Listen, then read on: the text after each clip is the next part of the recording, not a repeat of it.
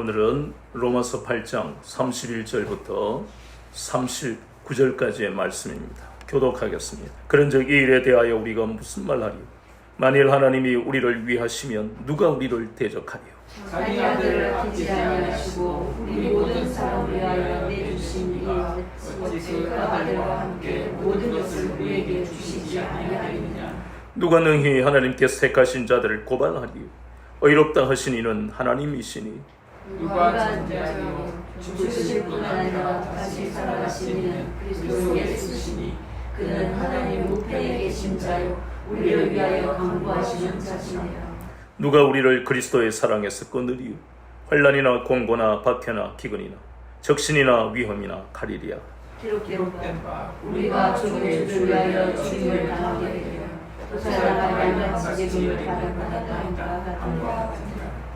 그러나 이 모든 일에 우리를 사랑하시는 이로 말미암아 우리가 넉넉히 이기느니라. 내가 확신하노니 사망이나 생명이나 천사들이나 권세자들이나 현재이나 장래이나 능력이나 같이요. 높음이나 깊음이나 다른 어떤 피조물이라도 우리를 우리 주 그리스도 예수 안에 있는 하나님의 사랑에서 끊을 수 없으리라. 아멘. 오늘은 로마서 8장 31절부터 39절 본문을 통해 우리를 향한 하나님의 약속하는 제목으로 은혜를 받겠습니다. 우리는 세상을 살아가면 서로 약속을 하고 살아갑니다. 사랑하는 사람을 군에 보내는 그 자매는 2년 동안 군에서 열심히 훈련을 받아라. 나는 기다리겠다. 이렇게 약속을 합니다. 그런데 그런 약속뿐만 아니라 우리는 또 선거철이 되면 국회의원 후보가 자기 지역구의 사람들에게 나를 만약에 당선시켜준다면 무엇을 해주겠다 이렇게 약속하기도 합니다. 그리고 또 자기 자신을 향해서 약속하기도 하죠. 그 중에 하나가 군에서 생활할 때 너무 힘들고 고통스럽고 그리고 제대 날짜가 가까우면 또 리스트를 작성하잖아요. 내가 제대하기만 하면 내가 진짜 먹고 싶은 게 뭐가 있고 가고 싶은 게 어디고 그렇게 리스트를 작성하면서 빨리 제대가 되도록 그렇게 자기 자신을 위로하고 약속하기도 합니다. 우리가 흔히 들어본 말 중에 버킷리스트 하는 그런 말이 있어요. 킥 드 버킷. 원래 이 말은 관용어인데 버킷 하는 것은 양동이를 의미합니다. 흉악한 죄를 지은 사람을 목을 매달아서 그 발밑에 양동이를 놓고 양동이를 발로 차버리면 그 사람이 교수형을 당합니다. 끔찍하지요. 거기서 유래된 말인데 그런데 이 의미는 내가 죽기 전에 꼭 이루고 싶은 것들을 버킷리스트라 합니다. 이것도 자기 자신에 대한 약속이겠죠. 내가 한평생 정말 열심히 살았고 그래서 나는 나에게 보상하기로 약속하는 것이 버킷리스트입니다. 명품을 내가 구입도 하고 싶고 그리고 한 번도 타보지 못한 비행기의 1등석 퍼스트 클래스 거기에도 앉아가 가보고 싶고 그리고 해외의 그 초특급 크루즈 선을 내가 타보기도 싶고 이런 것이 바로 약속이라고 하는 겁니다. 그런데 우리가 살아오면서 이런 약속들은 이루어지기도 하지만 군에서 제대하면요, 자기가 그렇게 자기를 위로하고 군 생활을 이길 수 있는 힘이 되었던 그 리스트가요, 제대하면 다 까먹기도 하고 별 의미가 없이, 그래서 시큰둥하기도 합니다. 이룰 수도 있고 이루지 못할 수도 있어요. 버킷리스트도 마찬가지예요. 야, 남들은 일평생 자녀가 부모에게 크루즈 여행을 시킨대. 우리 애들은 왜 이렇지? 하면서 뭐 그러고 말 수도 있는 거예요. 이것을 우리가 골로새서 3장 2절 말씀을 가지고 보면, 이 세상에 있는 모든 약속들은 해도 그만 안 해도 그만. 그걸 안 한다고 갑자기 불행이 찾아오는 것도 아니고요. 그것은 자기 마음 먹기예요. 그리스도인이 살아가는 인생은 다르다고 성경은 말씀합니다. 그리스도인이 걸어가는 이 인생길에는 대적들이 얼마나 많은지 모릅니다. 오늘 본문에 보이는 35절과 그리고 38절, 39절이 바로 그리스도인으로 살아갈 때 만나는 대적들입니다. 신명기 8장 15절에 보면 하나님은 우리가 가는 이 인생길에 불뱀을 만나, 전갈을 만나, 물이 없는 간주한 땅을 만날 것이다. 그렇잖아요. 우리가 살아가고 있는 이 현실에 내 몸에 정말 운동도 많이 하고 건강하게 살기 위해 음식도 가려 먹는데도 갑자기 질병이 찾아왔을 때, 그게 불뱀에 물린 것이, 전갈에 물린 것이라는 겁니다. 그렇게 일평생 너하고 나하고는 변치 말자고 초등학교 친구하고 사업을 약속했다가 30년 만에 40년 만에 배신하고 몽땅 가지고 가는, 불뱀에 물리고 전갈에 물리는 것이 한 10년 지나면 변치 않을 것 같지만 20년, 30년이 지나서 배신 때리는 경우가 이 땅에서 얼마나 많습니까? 물이 없는 간주한 땅을 만나기도 합니다. 내 인생이 왜 이렇게 갈급하고 갈증이 날까? 내가 이렇게 열심히 노력하고 애를 써서 터전을 일구어 놓았는데 갑자기 그 기업이나 공장이 불에 타서 모두 다 전소되어 버렸을 때, 이것이 우리 인생 원하지 않는 불뱀과 전갈과 물이 없는 간주한 땅을 만나는, 이것을 성경은 그 크고 두려운 광야라고 말씀하는 겁니다. 그런 것을 만난다는 것입니다. 그뿐만 아니라 인생을 살아가면서 만나는 시편 84편 6절에 보면 눈물 골짜기를 만난다고 그랬습니다. 거기에서 끝이 아닙니다. 어려움을 만났을 때 마귀는 그 고통스러운 우리의 마음에 들어와서 우리를 미혹시키기도 합니다. 그것이 욥기서 2장 7절에 보면 그게 마귀라, 사탄이라고 그랬습니다. 또 에베소서 6장 12절에도 공중권세 잡은 자라고 그랬습니다. 요한계시록 12장 9절에도 옛뱀이라 하는 사탄이라고 그랬습니다. 그걸 우리는 평생 그러한 미혹과 공격을 받으면서 간다는 것입니다.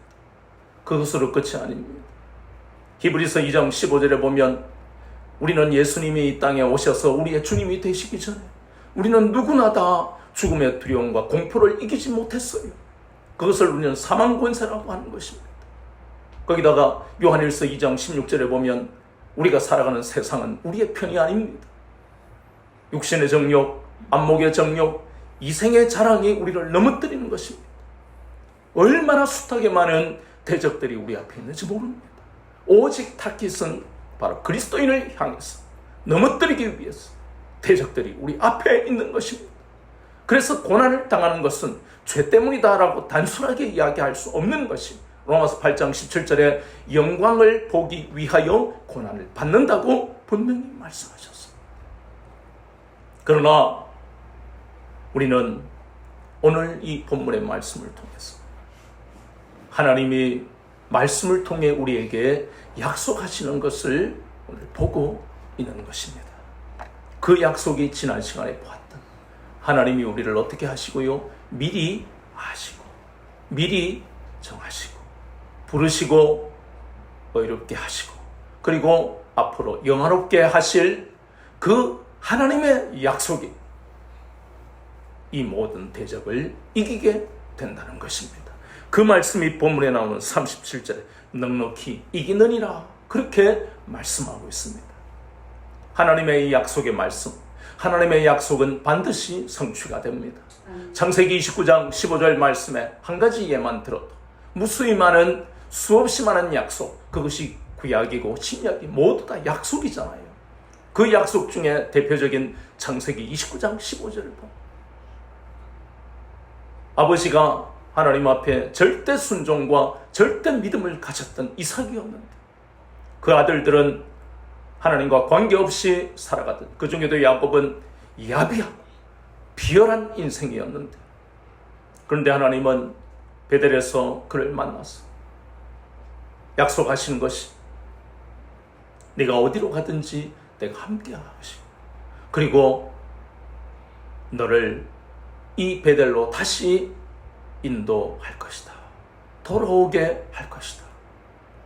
그런데 하나님이 함께 하시겠다는 그 말씀의 의미가 그때는 몰랐는데 20년 동안 숱하게 많은 라반을 통한 그 고통스러운 세월을 보내면서 하나님이 함께 하지 아니하셨다면 그 야곱은 죄의 자리에서 은혜의 자리로 돌이키기는커녕 그 하나님에서 멀리 가인처럼 떠나가 버렸을 것이다. 어떻게 견뎌요? 내가 열심히 성실하게 일하는데 그 라반이라는 사업주가 갑질을 하는데 돈도 제대로 안 주고 약속도 안 지키고, 그것도 하루 이틀, 한 달, 두 달이지 20년을 그렇게 고통스럽게 했을 때 누가 인간 견딜 수가 없는 겁니다. 그 야곱이 불뱀과 전갈과 물이 없는 간조한 땅을 만났다는 것입니다. 그런데 하나님은 날마다 함께 하십니다. 야곱의 마음속에 현실을 바라보며 저 외삼촌이지만 그냥 때리고 싶은, 욕을 하고 싶은 매일매일의 삶이지만 하나님이 함께 하시는 이 놀라운 은혜와 사랑으로 인해서 욕을 하는 입술은 하나님을 찬양하는 입술이 됩니다. 그리고 때리고 싶은 마음 속에는 하나님의 또 내일 놀라운 역사를 나에게 보이실 거예요. 믿음의 고백을 하는 마음으로 변화되는 놀라운 역사가 창세기 29장 15절에서의 약속이 이루어져 가는 그러한 증거의 삶을 야곱이 살았다는 것입니다. 이것이 하나님의 약속이고 성취되는 것을 우리는 야곱을 통해서 보면서 우리도 영적 이스라엘 아브라함의 후손들이기 때문에 우리에게 똑같은 일이 일어나게 된다는 것입니다.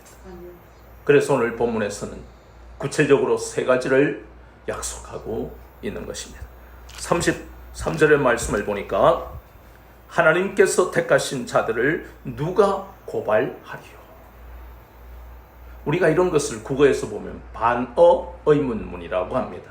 그러니까 반어 의문문은 의문이 아니고 누가 할까 이렇게 의문을 가진다는 뜻이 아니라 직접적인 단정을 내리는 표현을 조금 부드럽게 의문문의 형태로 표현하는 겁니다. 그러면 이것을 긍정문으로 단정으로 바꾸면 아무도 하나님이 택하신 우리를 고발할 수 없다, 그 말씀을 여기에서 부드러운 의문문으로 표현했다는 것입니다. 그러면 도대체 고발을 누가 하느냐 하는 겁니다. 물론 우리 보기에는 사람이 하는 것 같습니다. 그러나 그 우리를 고발하는 사람의 배후에는 누가 있어요? 마귀가 있는 거예요. 욥기서 2장 7절에 보면 우리가 잘 아는 대로 욥을 참수하고 고발하는 마귀 사탄의 모습을 봅니다. 마태복음 4장 1절, 4장에도 우리 주님께 나타나서 우리를 여러 가지로 미혹하는 그 마귀의 모습을 우리가 보는 겁니다. 계시록 12장 10절에도 그러한 참수하는 마귀를 볼 수 있습니다. 그런데 이 모든 마귀의 참수, 모든 마귀의 참수와 고발은 실패로 끝나버립니다.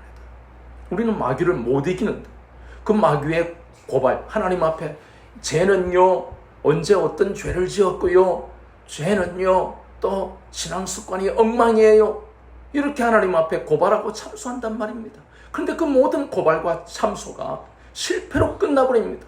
그 사실이 아닌 게 아닌데도 왜 실패로 끝나요? 우리가 앞에서 계속 보고 있는 로마서의 주제가 우리 주 예수 그리스도께서 우리 죄에 대하여 단번에 죽으셨다. 그리고 우리는 그 죽으심에 연합한 자가 되었고 사흘 만에 사망 권세를 깨뜨리시고 부활하심으로 우리도 그 부활하심에 연합한 자가 되었기 때문에 예수 그리스도께서 우리가 받을 하나님의 정죄와 심판을 대신 받았기 때문에, 그리고 예수님과 성령님 하나님 앞에서 우리를 변호하시기 때문에, 죄는 비록 죄를 지었지만요, 제가 예수님을 믿어요, 이렇게 우리의 변호사가 예수님 한 분뿐만이 아니고 성령님까지 우리의 변호사가, 이 세상에 가장 화려하다 하는 로펌에 수백억을 들여서 변호사를, 화려한 초호화 변호인들을 그렇게 대동해서 살아가는 사람들을 신문지상에서 보면 얼마나 부러워요. 그런데 우리는 부러워할 필요가 없습니다. 그 사람들과 비교할 수 없는 모든 잘못을 고발하고 참수한다 할지라도 우리는 100% 승수하는 예수님과 그리고 성령님이 우리를 변호하시기 때문에 아무도 우리를 고발하고 참수할 수 없다는 것입니다. 아멘. 이것이 바로 하나님이 우리에게 약속하시는 것입니다. 두 번째, 34절에 보니까 누가 정죄하리요? 이것은 강한 그런 단정으로 바꾸면 뭡니까? 아무도 정죄할 수 없다는 것입니다. 이 정죄라는 것은 법률 용어입니다. 죄를 지었기 때문에 당신은 재판관이 꽝 유죄입니다. 우리 다 그렇잖아요. 우리 모두가 범죄했기 때문에 하나님이 심판관이신데 누구누구는 범죄, 그래서 너는 유죄, 이렇게 판결을 받았다는 것이 바로 정죄라는 겁니다. 우리 모두는 로마서 1장 18절과 28절 말씀처럼 불경건하게 살고 불의를 저지르고 살고 마음에 하나님 되기를 싫어하던 인생, 그래서 우리는 정죄, 너는 유죄다, 이런 판결을 받았어. 하나님의 심판대에서 그 비참한 최후를 기다려야 될 사람들이 저와 여러분입니다. 머리를 쳐들고 건방져야 할 이유가 전혀 없는 겁니다. 우리는 벼락을 맞든 교통사고를 당하든 졸지에 죽어야 할 그러한 인생들이 우리라는 겁니다. 그런데 오늘 본문의 말씀을 보니까 아무도, 우리가 죄를 지은 건 틀림없이 유죄인데도 아무도 우리를 어떻게 할 수 없어요? 정죄할 수 없다고 말씀합니다. 그것은 바로 로마서 6장 10절, 예수님이 우리 죄에 대하여 단번에 제물이 되셔서 하나님과 우리 사이를 화목하게 하여 예수님이 희생되셨기 때문에, 그래서 우리가 하나님의 정죄와 심판을 받아야 될 마땅한 인생을 살았던 그러한 사람들인데, 시편 103편 12절 말씀처럼 동이 서에서 먼 것 같이 우리 죄를 다 옮겨버리시고 하나님은 기억도 아니하시고 주의 등 뒤로 던져버리시고, 이런 인생이 어디 있습니까? 로마서 8장 1절 2절에 보면 그러므로 이제 그리스도 예수 안에 있는 자에게 결코 정죄함이 없다. 이는 그리스도 예수 안에 있는 성령의 법, 죄와 사망의 법에서 우리를 해방시키셨다, 분명하게 말씀합니다.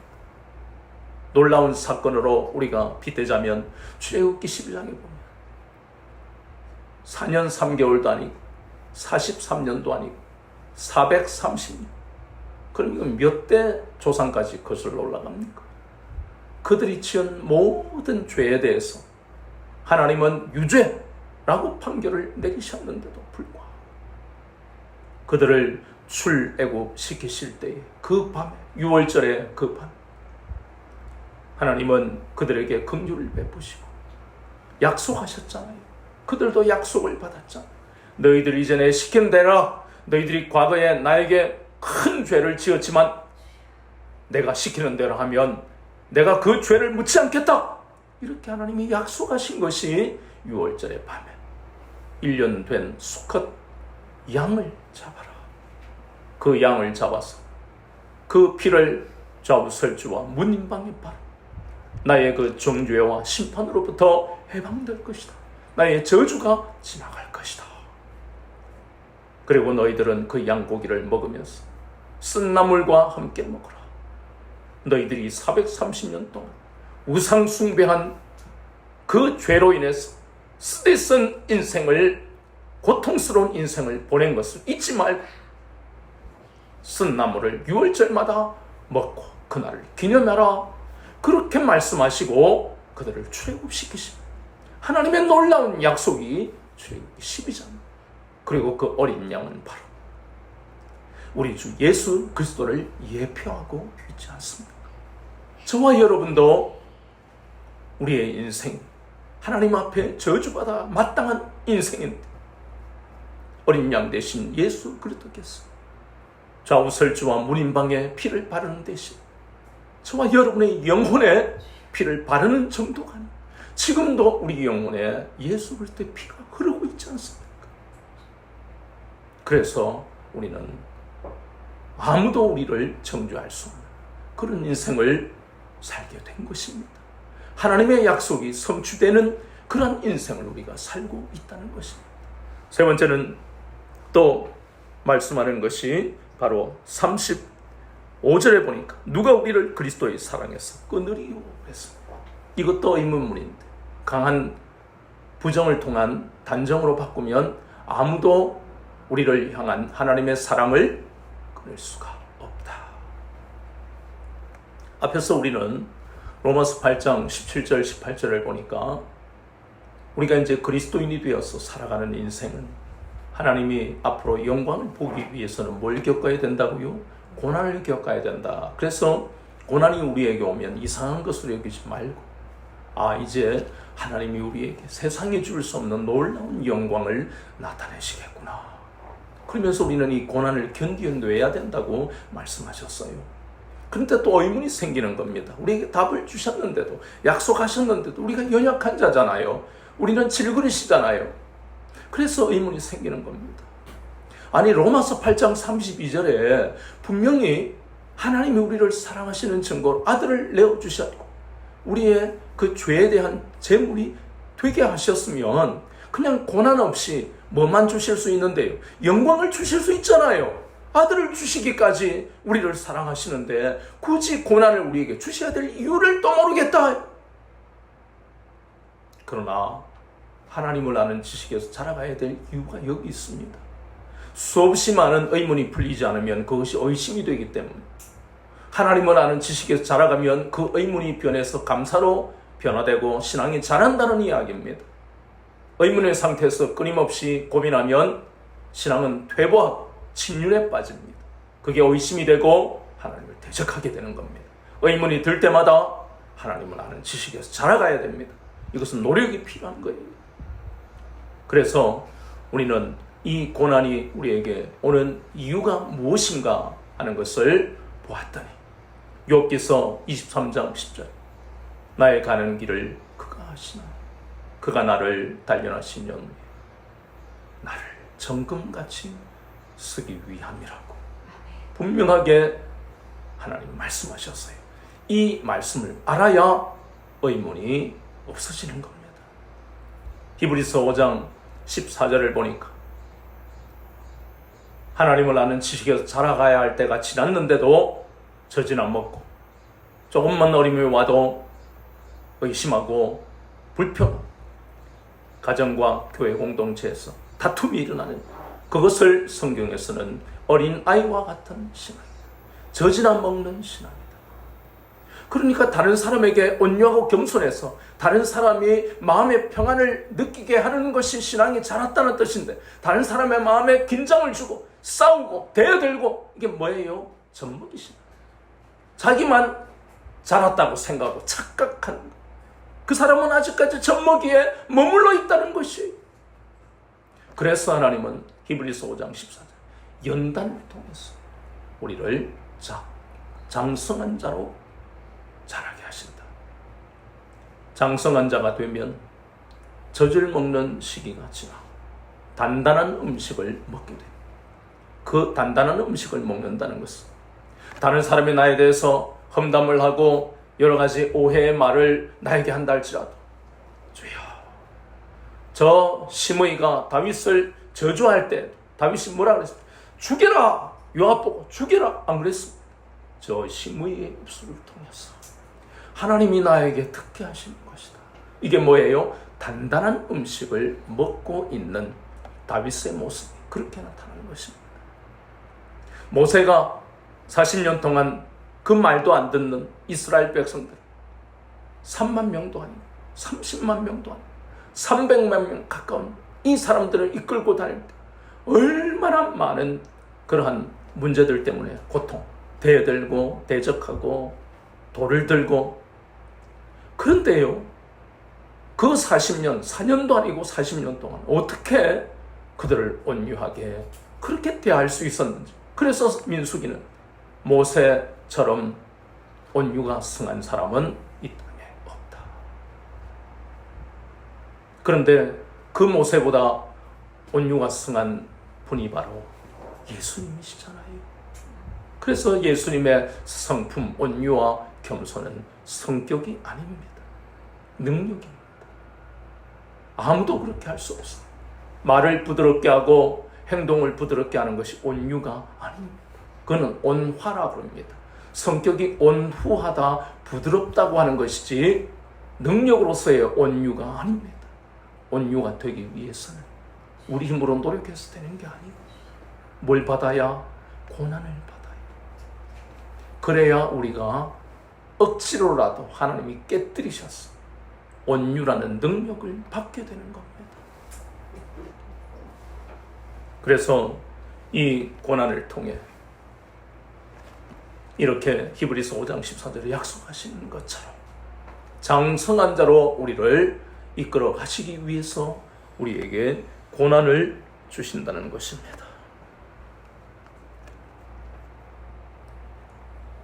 서울과 경기도, 특히 경기도에 사는 사람들에 대한 기사가 나온 적이 있어서 한번 보았는데, 그 사람들은 서울로 출근하기 위해서는 아침 일찍 지하철을 탄답니다. 그러면 경기도 김포에서 서울에 저 강남은 2시간 걸리고 그 전에는 1시간 반 타고 가는데 앉을 수 있는 자리가 있느냐? 없습니다. 그래서 서울에서는 지하철이라 부르지 않고 뭐라 부른답니까? 지옥철이라 부릅니다. 그리고 또 집에 올 때도 밤늦게 옵니다. 또 2시간 탑니다. 그러면 매일 지옥철을 타고 다닐 때에 천국철이라고 하지 않고 지옥철이라 하니 그 사람들의 마음에 무슨 소망이 있겠습니까? 갚아야 할 집담보 대출이라든가 자녀의 어떤 학자금이라든가 혹은 부모의 그런 여러 가지 요양병원이나 병원에 간병해야 될 그 돈 때문에 어쩔 수 없이 살아가는 그 수 없는 사람들이 어떻게 지옥철이라 부르는 그 속에서 평안이 있겠습니까? 고난은 멀리 가는 게 아니라 그게 고난입니다. 그런데 그리스도인은 다르다는 겁니다. 왜요? 하나님이 우리에게 지금 약속하고 계시기 때문입니다. 약속의 말씀을 붙들고 가야 하는 사람들입니다. 하나님이 약속을 성취하시기 때문에. 그러면 김포에서 지하철을 탈 때 그리스도인은 생각과 말이 바뀌어야 됩니다. 나는 지옥철을 타는 것이 아니라 하나님이 함께 하시는 생명의 길을 걸어가고 있다. 날마다 그것을 고백하지 않으면 지옥철의 그 환경이 달라지지 않습니다. 여전히 서 있을 공간도 없는 그 환경이 변하지 않습니다. 그러나 선포해야만 하나님이 그 속에서 육신은 고단하지만 사무실에 도착했을 때 새 힘을 주시고 퇴근했을 때 또 새 힘을 주시고 하나님이 날마다 직장 생활을 할 수 있고 지옥철을 다닐 힘을 하나님이 공급하시는 거예요. 고난에 대해서 어떻게 받아들이는가 하는 것은 우리 몫입니다. 서울에도요, 경기도에서 서울까지 뿐만 아니고 또 버스나 지하철을 통해서 1시간 이상 이동해야 할 사람들이 356만 명이라고 합니다. 그러니 그들의 얼굴을 보면 부산도 마찬가지. 기쁨이 없어요. 왜요? 어쩔 수 없이 직장 생활하고 어쩔 수 없이 일어나야 되니까. 그러나 우리는 달라야 된다는 것입니다. 왜요? 약속을 받은 사람들이기 때문입니다. 그 약속을 믿는다면 우리는 고백하고 선포하면서 버스를 타고 지하철을 타야만 되는 것입니다. 그랬잖아요. 우리 앞에서 맨 먼저 약속하신 것이 무엇입니까? 33절에 누가 능히 하나님께서 택하신 자들을 고발하리요? 고발할 사람이 아무도 없다고 그랬습니다. 누가 우리를 정죄하리요? 아무도 우리를 정죄할 사람이 없다는 것입니다. 그리고 거기다가 그리스도의 사랑에서 끊을 수 있는 사람이나 대적이 아무도 없다는 것입니다. 지하철이 그리스도의, 우리를 향한 그리스도의 사랑, 그리스도 안에 있는 하나님의 사랑을 끊을 수 없다라고 분명히 약속하셨어요. 고백하고 선포하는 믿음이 없어서는 여전히 세상 사람과 똑같이 날마다 원망하고 불평하고 싸우며 살아가는 겁니다. 겉으로는 교회 나오면서 가정에 들어가서 날마다 찢고 뽑고 싸우면 그 사람은 그리스도인이 아닙니다. 하나님의 약속을 믿지 못하는 사람이에요.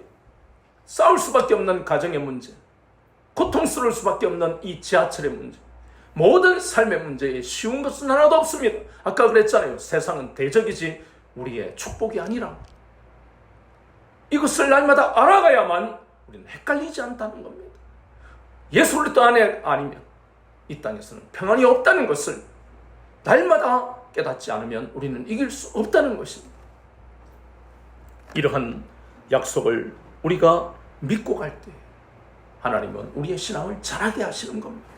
창세기 39장에서 41장에 보이는 요셉의 모습, 누구라도 그러한 환경이 되면은 극단적으로 자신의 목숨을 끊어버리는 것이 다반사가 될 것이고, 그래도 조금 의지가 있는 사람 같으면 우울증, 불면증은 피하지 못합니다. 공황장애도 피하지 못합니다. 날마다 서너 가지의 정신과 약을 먹어야 됩니다. 그런 상황에서 어떻게 살아갈 수 있습니까? 요셉이니까 우리는 피상적으로 아는 것이에요. 우리의 삶이요, 창세기 39장에서 41장까지의 삶이 날마다 펼쳐지고 있는 게 이 세상입니다. 왜 그렇습니까? 요한복음 15장 18절에서 20절까지의 말씀은 세상은 우리를 싫어해요. 우리를 미워한단 말입니다. 세상 가까이 가려고 하지 마세요. 어리석은 자입니다. 하나님이 맛보게 하시는 세상 외에는 세상은 독사의 독을 널렁거리고 있어요. 세상을 살아가고 가까이하고 세상 문화를 즐겨하는 것은 잘못된 거, 죽는 거예요. 산속에서 살아란 말이 아닙니다. 먼저 약속을 믿고 그 약속을 고백하고 선포하고 나면 세상에 끌려가지 않습니다. 여러분이 세상 속에서 여러분의 말을 관리할 수 있다는 겁니다. 유튜브에 끌려가지 않습니다. 세상 드라마에 끌려가지 않습니다. 그거 안 보고 살 수는 없어요. 그러나 우리가 그걸 조절할 수 있다는 겁니다. 뭐가 우선이라고요? 약속의 말씀을 붙들고 고백하고 선포하면 여러분 세상이 지지 않습니다. 그래서 이렇게 해야 하는 이유는 이 고난이 잠언 17장 3절 말씀을 보니까 제가 찾아서 읽어드리겠습니다. 17장 3절 도가니는 은을, 풀무는 금을 연단하거니와 여호와는 마음을 연단하시나니라. 우리의 마음을 연단하지 않고서는 우리는 단단한 음식을 먹을 수 없어요. 하나님 나라 기업의 상속자가 될 수도 없습니다. 되어 있는 것 같지만 날마다 마귀에게 빼앗기는 겁니다. 좋은 걸 다 빼앗깁니다. 지킬 수 있는 것은 연단을 통해서 장성한 자로 나아가는 것인데, 연단을 받을 때 마귀의 공격은 견디지 못할 정도로 힘들게 합니다. 그럴 때마다 우리는 붙들어야 할 것이 뭡니까? 하나님의 우리를 향하신 약속입니다. 아무도 우리를, 마귀조차도 우리를 고발 참수하지 못하고 정죄하지 못하고, 마귀뿐만 아니라 이 세상 어떤 어려움, 내 몸에 연약해지는 그 고통조차도 예수 그리스도 안에서 우리를 향하신 하나님의 사랑을 끊을 수가 없다는 것입니다. 아멘. 이 약속들을 날마다 마음에 새길 수 있는 방법은 날마다 말씀을 가까이 하는 것입니다. 하루 말씀을 놓아버리면 지옥철을 타고 이 세상을 살아가는 겁니다.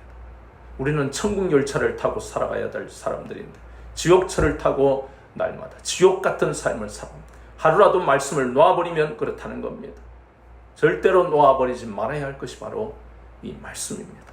날마다 말씀을 붙들고 그래서 나를 향하신 하나님의 이 놀라우신 약속으로 새 힘을 공급받고 큰 믿음을 공급받고 승리의 삶을 살아가는 여러분 되시기를 주 예수 그리스도 이름으로 축원합니다.